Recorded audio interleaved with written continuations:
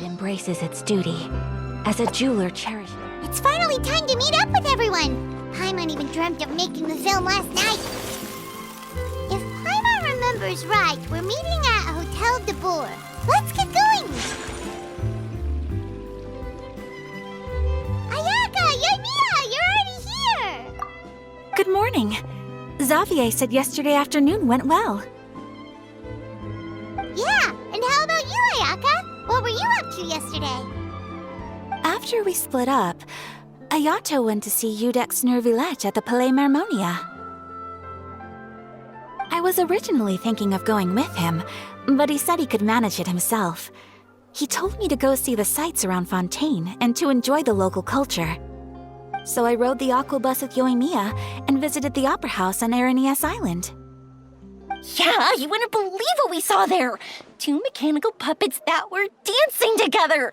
You've already seen them, right? Yeah, those two! Amazing, aren't they? We sat and watched for quite a while. It was mesmerizing, like we could keep watching them forever. Oh, it was the same for us the first time we saw them, too! Afterwards, we went swimming at the beach! Well, diving, to be exact. It was the first time I ever breathed underwater! I held Ayaka's hand and we counted down together. 3, 2, 1, and then splash! We were beneath the waves. At first, I didn't dare to open my mouth.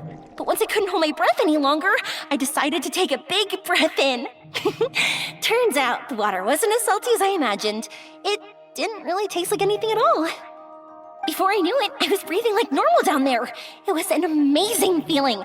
Ayaka said I was too nervous and needed to loosen my grip. She got used to everything way faster than I did. I knew that the Traveler could do it, so I had no doubt we could do it too. That helped me feel at ease as soon as we dove in. The underwater world in Fontaine truly is beautiful. I love seeing the romaritime flowers blossoming underwater, like little candles lighting up the streets at night. Yeah, and there were so many creatures that we've never seen in Inazuma. Like those fish that shimmer like a sword blade. Whoosh! Oh, and those big fish that call when they see people. Ooh.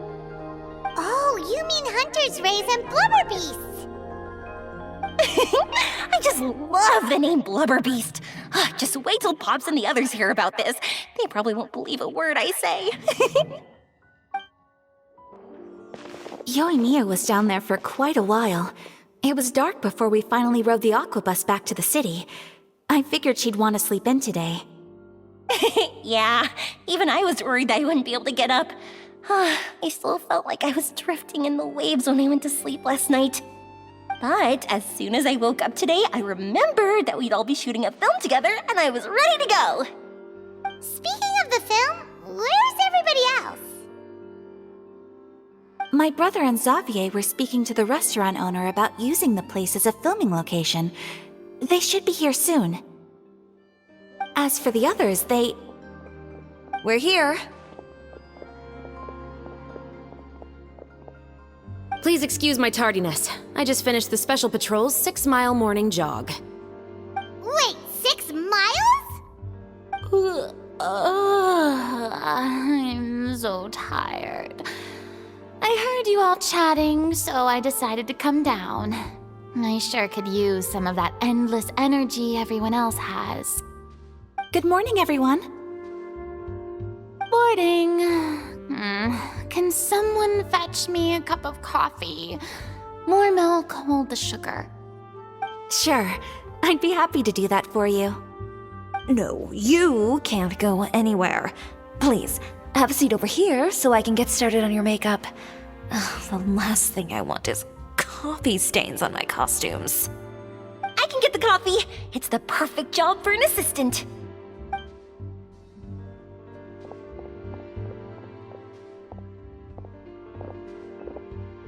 So much energy. Seriously, what's her secret? Oh, Yoimiya's always like that. But you sure look exhausted, Farina. It's because you're not used to waking up so early, huh? Of course not. I I spent the whole night reading the novel from cover to cover, marking sections that either need to be omitted or adapted. Wow, Paimon didn't expect you to be so thorough. Well, I was the biggest star in all of Fontaine after all. It takes more than just a pretty face to earn a reputation like that. I know how to get serious when the situation calls for it. I went all out when I was acting as an Archon, so why wouldn't I do the same for my own life? Here's your coffee, Director Farina.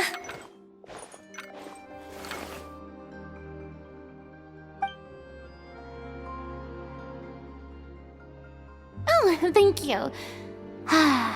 The sound of being called director and the aroma of coffee feels almost as refreshing as hearing the birds chirping in the morning. Oh, it seems everyone has managed to arrive on time. We've reached an agreement with the restaurant owner. We are free to use the second floor to shoot our film. Really? That's great! He is really looking forward to our film and hopes that providing his restaurant as a filming location will attract more customers. Well then, Mr. Xavier, I'll leave the rest to you. Okay, thanks. First, I'd like to introduce our new members. This is our prop manager, Veronique. She'll be in charge of all the film's props and items. And this is Bonneau, our lighting technician. He'll be in charge of lighting and illumination to set up each scene's atmosphere. Wow, sure feels like we have some real professionals joining the crew now. First of all, please allow me to first express my sincerest gratitude to everyone in the crew. When my investor informed me yesterday that he wouldn't be able to provide the funds, I really thought that this was the nail in the coffin for this film. I had no idea that I'd find so many people willing to help me on such short notice. Thank you. Thank you all from the bottom of my heart. No need to be so cordial, Mr. Xavier. We're all honored to be a part of this. Your works made a profound impression on me when I saw them back in Inazuma. I am sure that someday, this film will be remembered as a prime example of cultural exchange between Fontaine and Inazuma. Yes, the story is the reason I agreed to join. I can't bear to even imagine what this film would look like without the very best director. Anyway, I would like to make a promise to everyone that as the producer of this film, I'll do whatever I can to ensure that everything goes as smoothly as possible. This is not just my film. It also embodies the thoughts and feelings of every person here, as well as the endless effort we are about to pour into it. So, without further ado, the Two Musketeers will officially begin filming now! You may take it from here, Director Farina. All right, listen up, everyone.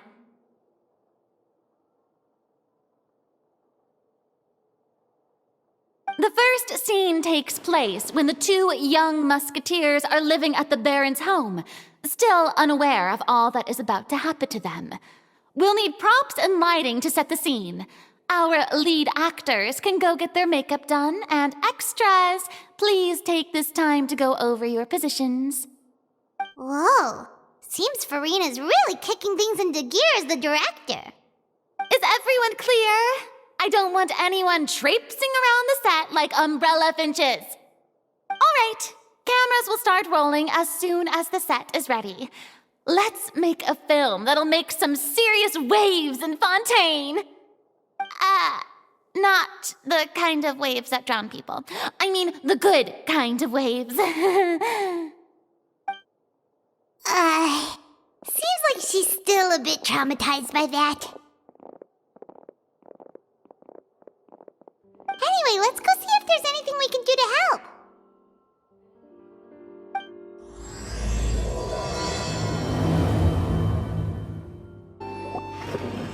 How about here?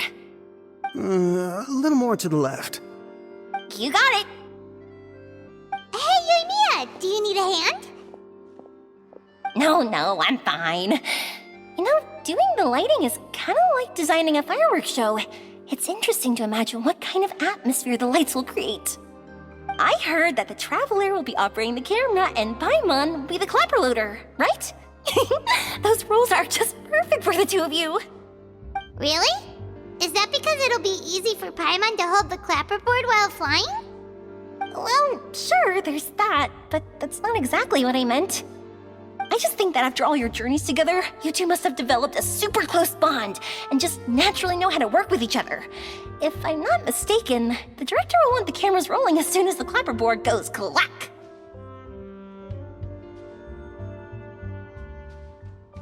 Oh, I see! It's amazing to see the magic behind filmmaking. Yumiya, we need lights over there too. Oh, on it! I've got to get back to work. Chat with you later. Oh, it's exciting to see so many people working together to bring the film to life. Seems like Yumiya's really getting into it. But she was right. We do have a super close bond, don't we? Paimon's really happy to hear that.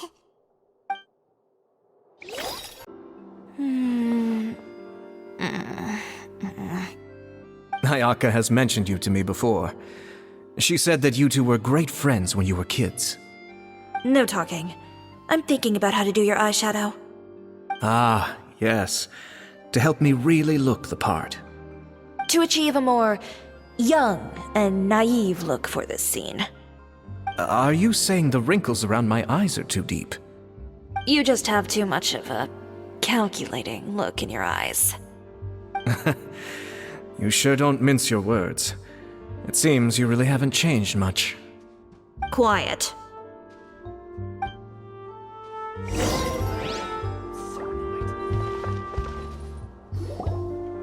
So, this is a real musket?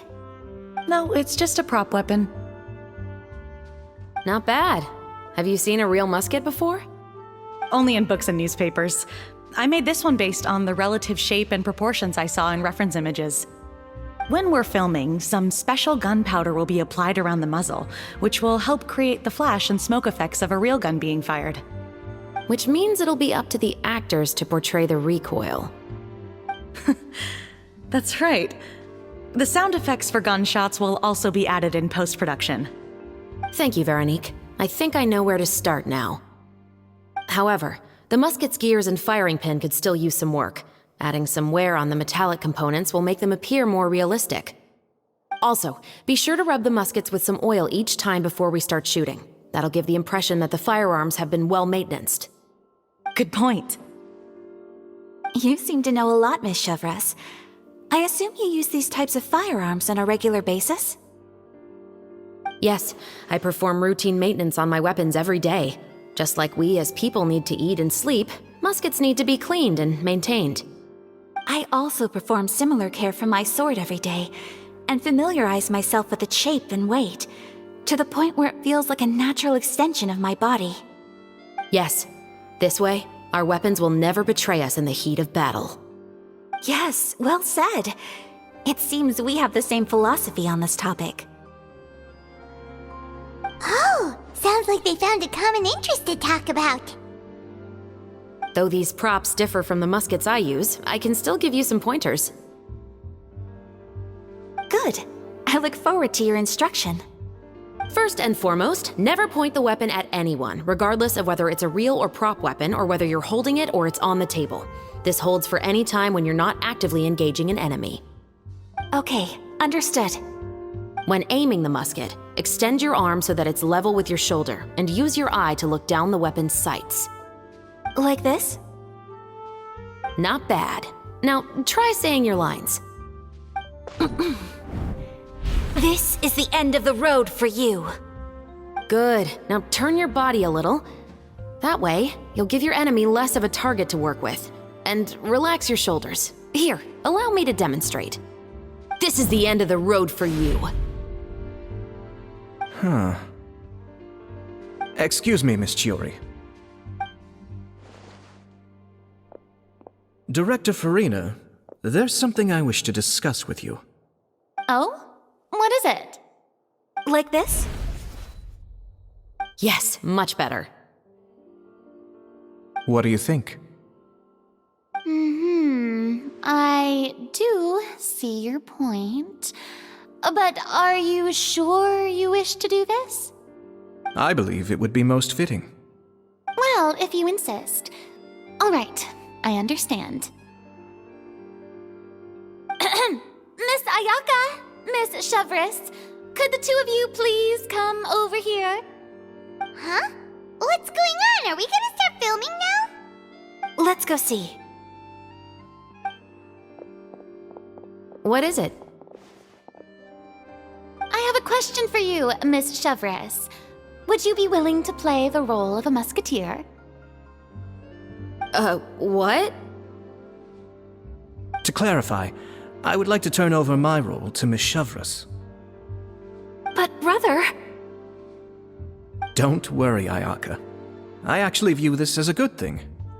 I was becoming troubled trying to set aside some time to speak to the staff at the Palais Mermonia. I would like to have some conversations about the cultural exchange between our two countries, and I've heard that the bureaucratic process here can get rather complicated. Now, I will be able to focus on my work. Besides, you also know that I'm not really one for public performances. Are you really sure? From a director's point of view, I also felt like the relationship between the two musketeers in the original story could be improved. The older brother in the story plays the lead role with his overbearing character, but this causes his character to overshadow that of his sister, and the theme of the two supporting and relying on each other isn't conveyed very well. But if we were to change the siblings to two sisters of a similar age, then that aspect of the story might come through more clearly. Also, I've seen you instructing Ayaka. That cold and dignified personality is exactly what we need for the older musketeer. Of course, even with all these insights, the decision should still be made by Miss Chevreuse.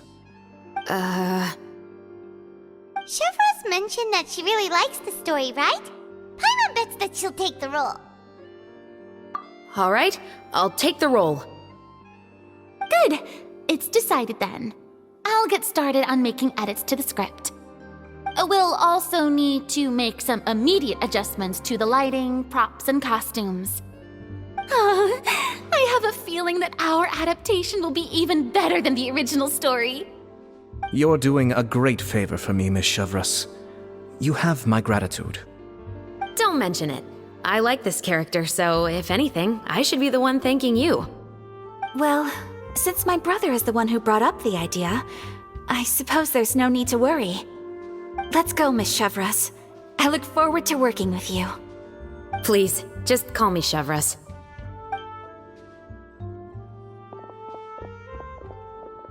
Seems like you're really going out of your way to solve the problem I was having with your makeup. Surely you jest, Chiori. I assure you that I was mostly motivated by a desire to spend more time on formal business.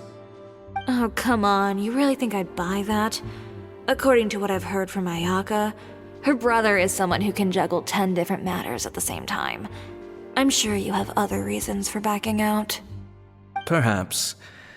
Ayaka always said she wanted to go out and see more of the world, just like the traveler.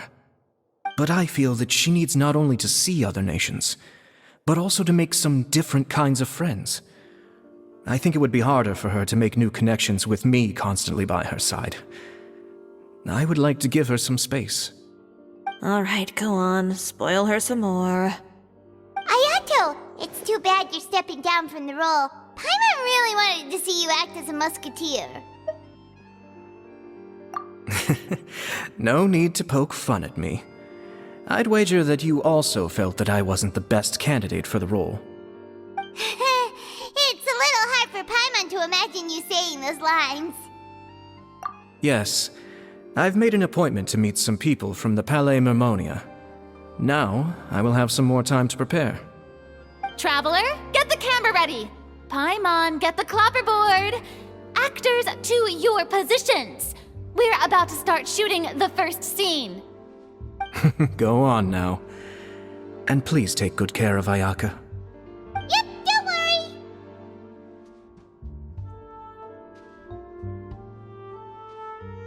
Thank you. I look forward to seeing the film when it's finished.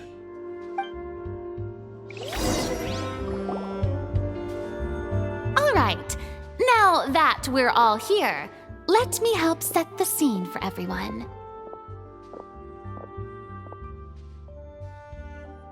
The first scene takes place when our two main characters are still living at the Baron's estate.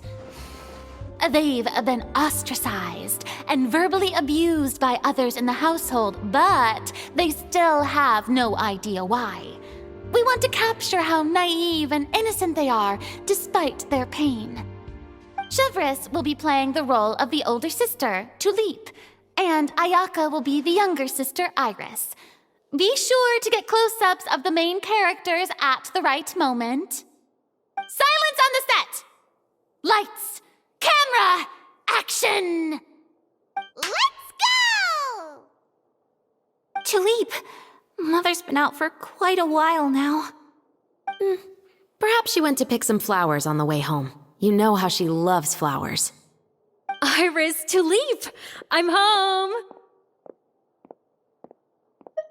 Mother! You were out for so long, we were beginning to worry about you. I'm sorry, but I'm back now, safe and sound. Here, I brought your favorite treat, apple turnovers. Mother, what are those bruises on your hand? Huh? What bruises? Oh, I must have bumped into something while I was working yesterday. But I didn't notice them this morning. Then perhaps they're from when I accidentally tripped when I was out just now. By the way, did you have fun playing at home? What's the matter, Iris? Well, we've realized that no one really wants to play with us. They even took Iris's doll and spat at us. And they even called us names. They said we were... Shh. It's all right. Don't worry. It doesn't matter what anyone says. Don't listen to them. No one can define you with such words. You both have wonderful lives ahead of you. Just like your names. You will both blossom like beautiful flowers. Maybe your time to blossom hasn't quite come yet, but one day, you two will bloom more beautifully than anything else. Don't let the soil you're in now ruin your future beauty, understand? My dear daughters. And cut! Not bad. The actors' emotions were all on point. Let's keep that take. Also, if our clapper loader could avoid shouting at the start of the scene next time. Oh, got it. Great. I was a little worried that my nerves would get the better of me. What about you, Chevreuse? I felt fine. The lines weren't too difficult at all. Seems like Farina must have adapted the role nicely. You two were great. I couldn't tell it was your first time acting in a film. You should have more confidence.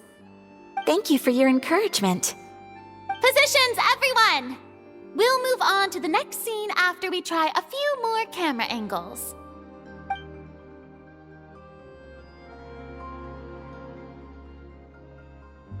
This scene is when our two characters return home, only to discover their mother has been murdered. Ready? Lights! Camera! Action! Mother, we're back. Mother?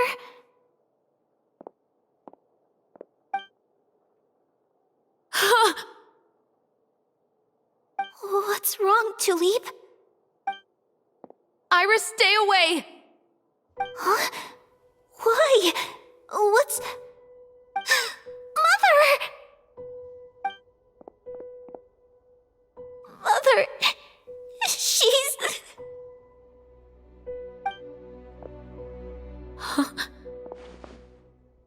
There's poison in this cup. Huh?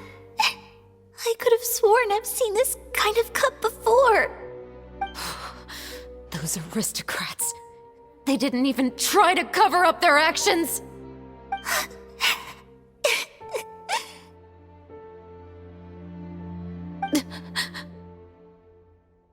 Iris, we need to leave this place. Leave? But now that Mother is gone, where can we even go? Anywhere.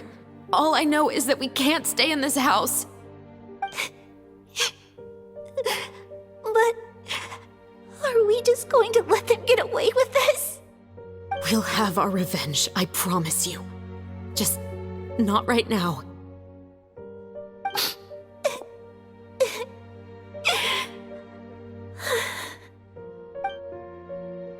Come on, let's go. No, wait. We can't just leave Mother here like this. At least let me leave this rose with her. That's why we went out in the first place. To buy her this flower. All right. Goodbye, Mother. We'll avenge you. Someday. And cut!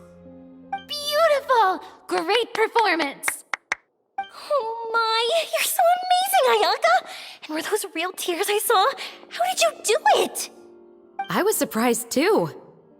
Thank you for the kind compliments. Actually, as soon as Director Farina said action, I told myself not to think about anything.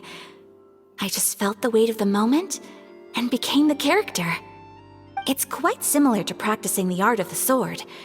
You clear your mind and focus only on what's happening in front of you. Ayaka's performance was amazing. Have I discovered an acting prodigy? Pipe down, everyone! We need to move on to the next scene!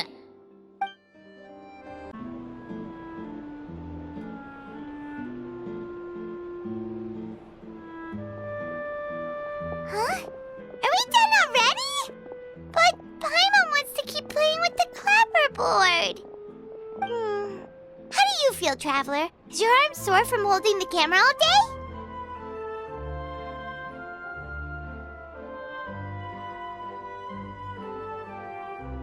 Good work, you two.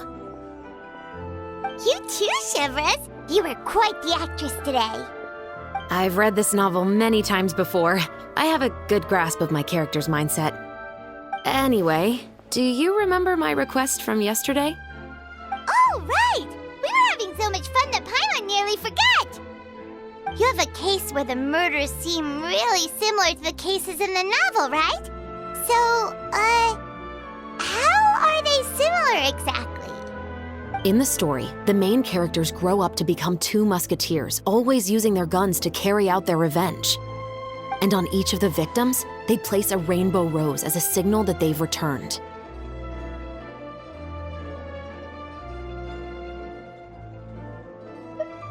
Yes, that's correct. We found rainbow roses just like in the novel. Seems like you're connecting the dots now. Oh, that does sound pretty concerning.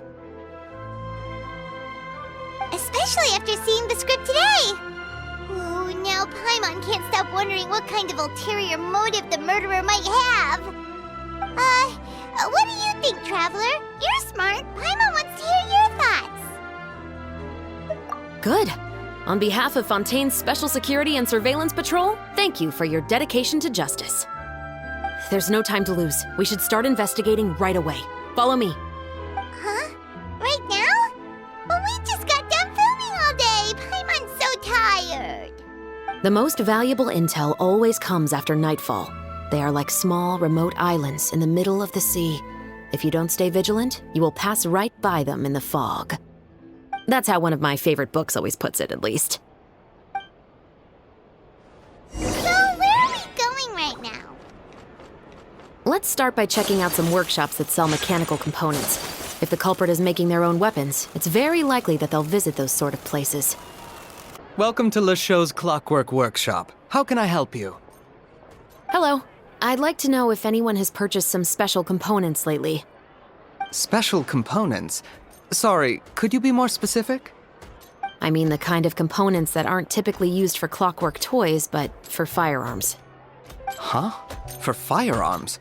No, we don't sell those sort of things here. Don't misunderstand. I'm not here to cause any trouble.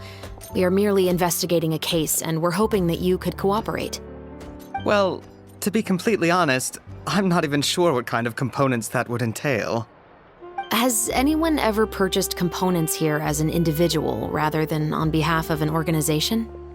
We have a lot of customers who buy toys, but those who buy components are all regular customers who buy in bulk on behalf of their organization.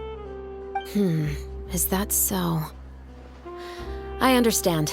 Thank you for your cooperation. You're welcome. It's the least I can do. Oh, hey, Chevreuse. Run out of oil for your musket again?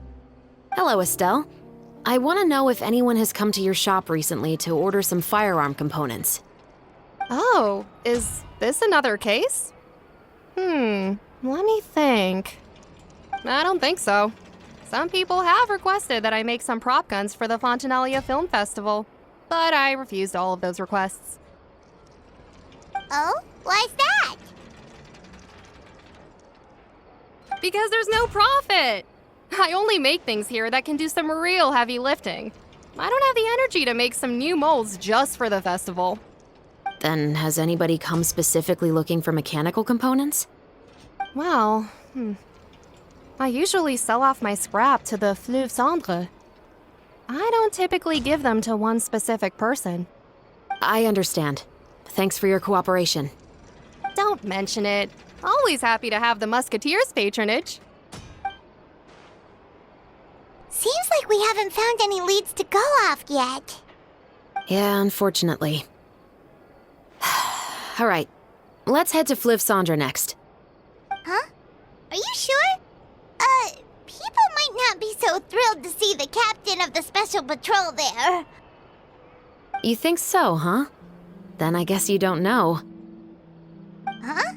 Know what? That I grew up in Fleuve Cendre. Hello, I'd like to ask some questions. I don't know anything. Don't worry, I'm not here to arrest anybody. You say that now. It's the truth. Here, take this as my guarantee. Wait, did Paimon just see what she thinks she saw? Is the captain of the special patrol bribing a citizen?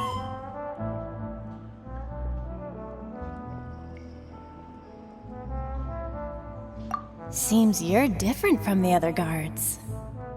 What do you want to know? Have you heard anything related to muskets in Fleuve Cendre lately? Anything at all? Muskets, huh? All I know is that about 2 weeks ago, we started hearing some loud noises at night.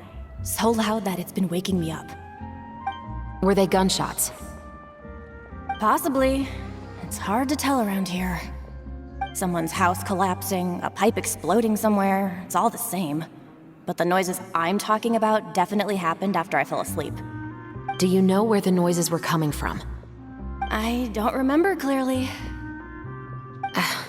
Is it that you don't remember, or that you need to think about it some more? You tell me. Then please, think about it some more. She's giving her even more Mora!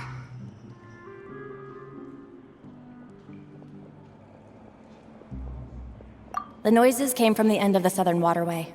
I came out and had a look for myself and I wasn't sleeping well, but I didn't dare get too close. That's all I know. All right, I'll take your word for it. Thanks for the pâte de fruits.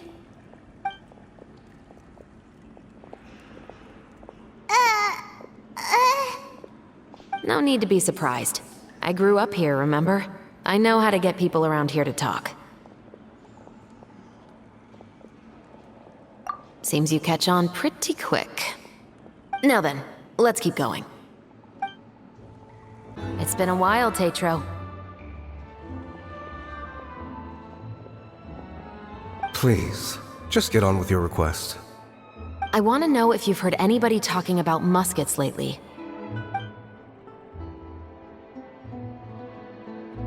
Information isn't free, you know. I've heard that bandits have been extremely active in the countryside recently, and they've been affecting the delivery of goods to Poisson. I can allocate some more manpower to help out with that problem. What do you say? You're still as helpful as ever. One of our men got drunk at dinner about a month ago and lost his gun. 3 days later, it turned up in the corner here. What's weird about that? He just forgot where he put it, right? This is Fleuve Cendre, my friend. Anything of value left in the tavern won't ever make it to the next day. But that gun turned out to be an exception.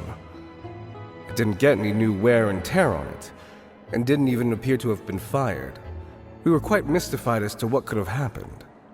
I suspect it came back because the weapon was already known to the guards. You mean, a criminal was afraid the Marechaussee Phantom would use the shot marks to track them down? Maybe. But if that's the case, the culprit really took great care to avoid getting caught. I didn't say anything about a criminal. In Fleuve Cendre, knowing who was killed is as easy as knowing what clothes you're wearing today. It's the guy living in the east side, isn't it? I've never liked him. Every time he's here, he just orders a drink and sits there with a nasty look in his eyes. So, who was the one who lost the gun in the first place? Don't bother. Even if you ask, he wouldn't admit to owning a gun to some strangers. Not to mention the captain of the Special Security and Surveillance Patrol. He's right. I know you grew up here, Chevreuse. Even though you're on good terms with the Spina, you've still been gone too long. Not many people know you here now, and a lot of people don't like the Special Patrol.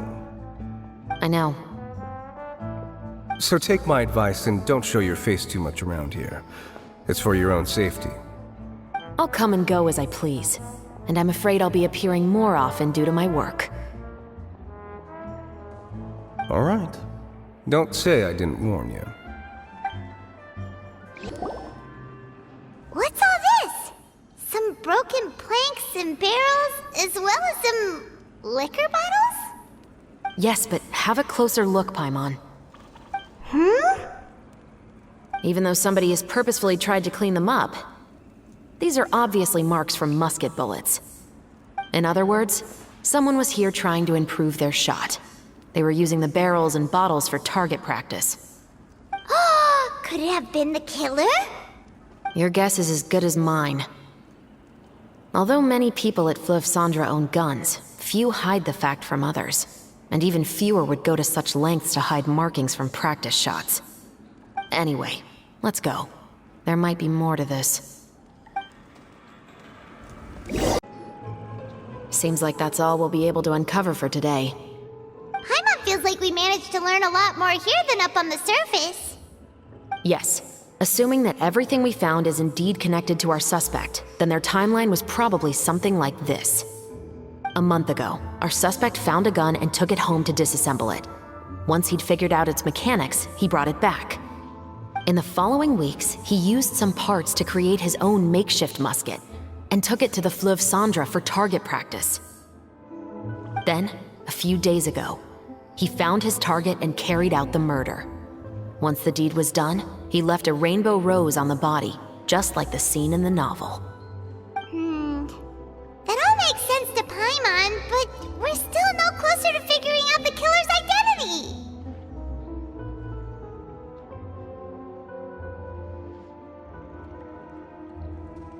The deceased was a resident of Fleuve Cendre. It's said that he was a poor, solitary man. Yeah, that's also something I'm trying to figure out. If we are indeed following the novel, and there's a story behind the murder, then this murder should be an act of vengeance. But according to our investigation, the deceased didn't have any enemies.